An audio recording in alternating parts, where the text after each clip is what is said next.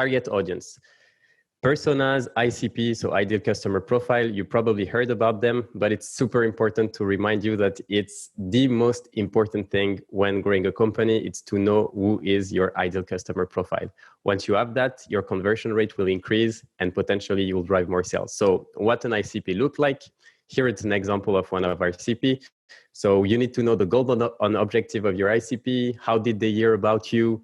What their path to purchase, and also what could hold them back. On top of that, you need a profile, name them, put the photos, etc., etc. Photos, you can take them from your existing customers if you want on LinkedIn, or I'm going to share also a few tips on how to get to know your customers if you don't have any at the moment. So LinkedIn Sales Navigator is really like a great way to segment your targets by adding like as many filters as you can. So for example, it can be the industry, it can be the type of the location, it can be the geography, so location, it can be the growth of the company. So for example, if you're targeting startups, you're gonna go into the headcount growth and try to see like that the company is growing by X% every year.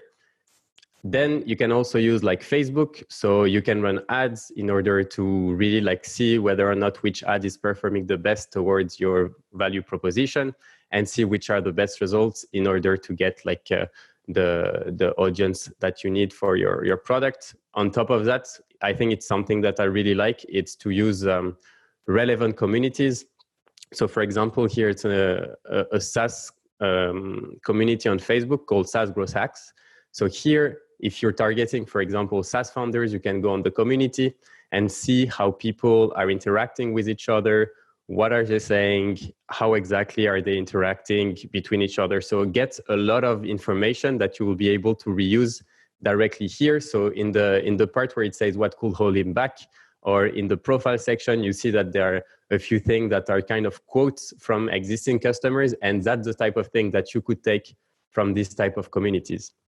Then when you grow, you could build your own communities. And that's kind of what we did with Lemlist. So we have the biggest community around sales automation, which is called the Sales Automation Family. And here, every time like we can ask questions to our audience and get to know them better. So whenever we're building like a product or new feature, we have like direct insights from our customers and we know what's working and what's not. Because in the end, what you want to do is build a product or a service that people want and need.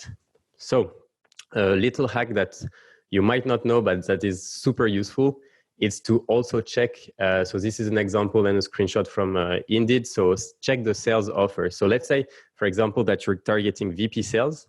You can go into Indeed and check like what the person is required to do. Here you will find what will be the existing challenges of the person. And that's something that you can leverage into your value proposition. Another criteria is basically their qualification. So you can understand and add more and more things into the profile section of your persona. With these two things, you'll be able to really like get the type of mission those person are going to have, know their challenges. So if you know their challenges, you can offer the right solution. If you offer the right solution, it's obviously easier to build relationship and close them eventually down the line. So now the next step, now that we've gone a bit fast on that part, but I think it's something that you kind of knew, but it's how to grow your LinkedIn profile. So in order to grow your LinkedIn profile, you need two things. LinkedIn is amazing because you can connect with pretty much anyone in the world. And here, for example, if I had put on like head of growth pretty much everywhere, like or in the US, I would have around like 1 million results. And I can connect with these people automatically using a tool called Phantom Buster. So automatically, I'm going to send an invite to relevant people that are my target audience. On top of that, I'm asking, like this is so when people sign up to Lemlist, they get a message which allow them to connect with me as the CEO of the company. So they can send me basically a specific message. So if I've got like my users and my targets, it means that I have people who already kind of know me and people who don't know me. And the people who know me, which are our users, are going to cheer a bit more for me because they kind of know the content, they know what we built, etc. And it means that people who don't know me and accept to connect with me will see even more my content. And that's actually the next step. You need to exploit them with content. So a lot of people in the early days of LinkedIn were actually like doing things wrong. Like, and I see still a lot of people doing that, which are kind of promoting all the time, like their company, etc. on LinkedIn. Whereas in the end, what really matters is to provide value. So here, for example, it was a post I made, like I think, a month ago, and it was, should I keep prospecting during the current crisis? That's a question, you know, a lot of people are asking themselves. It's intriguing, and obviously this post got a lot of engagement because it was very relevant to what people were asking themselves. So how exactly do you write like great posts? The first thing is you need a catchy intro. So here, for example, a question is very catchy. As you can see, like, can you make more than 1 million in revenue in your first year of joining a startup? Obviously, you want to click and see more. Then use an image or video in order to really like drive attention. When people are scrolling down their feed, you know, all they see sometimes is just text. So having an image can really like help you stand out. Finally, you need to write like about topics you have experience with. So for example, like I'm an expert when it comes to cold emails and writing like good cold emails. So here I received like a very good one, cold email from someone. So I decided, okay, I'm going to take all the things in this cold email that is great, and I'm going to go really in depth to explain why it's working and why did I answer to that email. So as you can see, like the post is just like bringing a lot of value to my audience.